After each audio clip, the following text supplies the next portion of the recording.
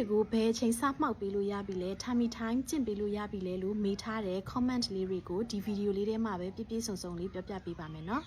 ဘယ်ချိန်ကစမှောက်ပေးလို့ရလဲဆိုရင်တော့မွေးကင်းစားအရွယ်ပထမအပတ်ထဲကစပြီးတော့မှမှောက်ပေးလို့ရပါတယ်ဒါပေမဲ့ကလေးရဲ့အခြေအနေပေါ်မှာမူတည်ပြီးတော့မှအစင်းစင်းလှုပ်ဆောင်ပေးဖို့တော့လိုပါတယ်ရှင်အများစုကတော့ကလေးချက်ကြွေပြီးရနဲ့စပြီးတော့မှ Tummy time လေးတွေကျင့်ပေးကြတယ်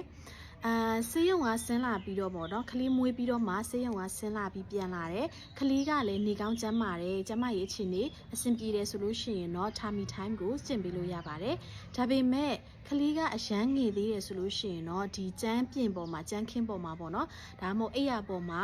ဓာတ်ရိုက်မှောက်ပေးတာထက်မိခင်ရဲ့ဒီရင်ဘတ်ပေါ်မှာ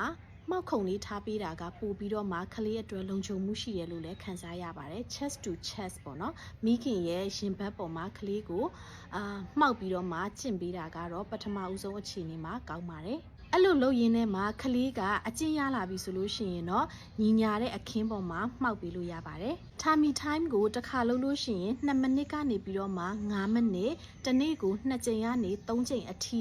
စပြီးတော့မှလေ့ကျင့်ပေးလို့ရပါတယ်Tummy time လုပ်တဲ့အခါမှာအရေးကြီးတဲ့အချက်သတိထားရမယ့်အချက်တွေရှိပါတယ်။အဲ့ဒါကတော့ကလေးမှောက်တဲ့အခါမှာမမေကဒါမှမဟုတ်တစုံတစ်ယောက်ကအနီးကပ်ကြည့်ရှုပေးနေဖို့လိုပါတယ်။ဘာဖြစ်လို့လဲဆိုတော့ကလေးကမှောက်ရက်နဲ့အိပ်ပျော်သွားတဲ့အခါမှာနှာခေါင်းပိတ်ပြီးတော့မှအသက်ရှူမရဘဲနဲ့